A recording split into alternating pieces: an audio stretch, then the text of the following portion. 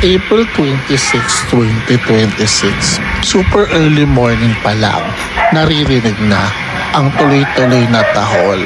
Sa ganitong oras, dapat tahimik. Dapat nagpapahinga pa. Lalo na sa loob ng bahay. Lalo na kung gabi pa lang at dapat matulog pa ang karamihan. Pero hindi ganun ang nangyayari. Sunod-sunod na agad ang tahol. Paulit-ulit. Walang malinaw na pagitan. Yung tipong pipikit ka ulit, susubukan mong bumawi ng tulog. Pero hindi na magawa. Kasi bigla ka na lang magigising kahit kakapikit mo lang. Dahil sa ingay na patuloy na naririnig sa loob ng bahay hanggang sa hindi ka na makakabalik ng maayos na tulog. At mapapansin mo, hindi ito isang beses lang. Hindi ito panandalian, kundi tuloy-tuloy na nangyayari hanggang sa maging pattern na halos araw-araw mo nang nararanasan. Pagdating ng umaga, naririnig pa rin. Kahit nagsisimula ng araw, kahit may maliwalag na, kahit may galaw na sa paligid, ganun pa rin. Walang pagbabago.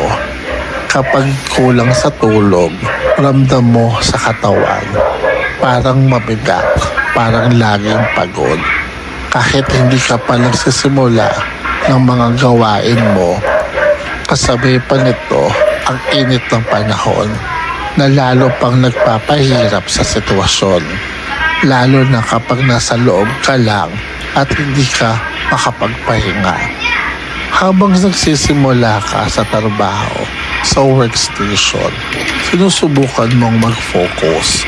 Sinusubukan mong maging productive.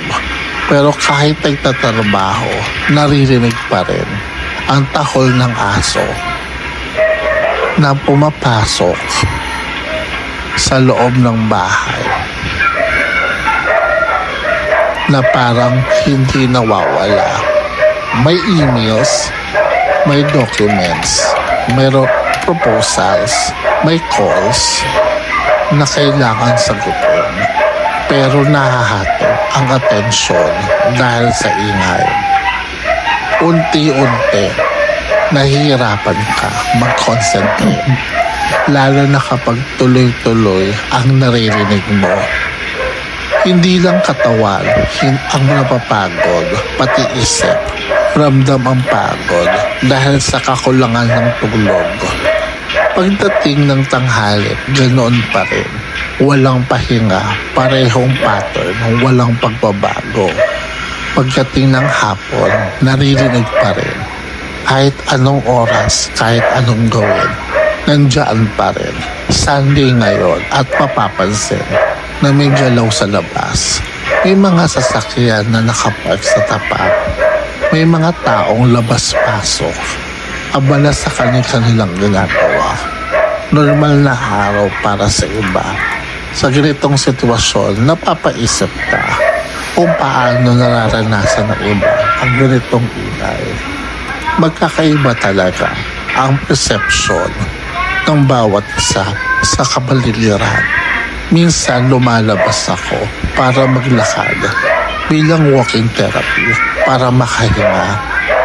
Pero kahit nasa labas, naririnig pa rin yung parehong tunog. May mga pagkakataon na may mga kapitbahay na napapatingin na lang o pinipiling intindihin.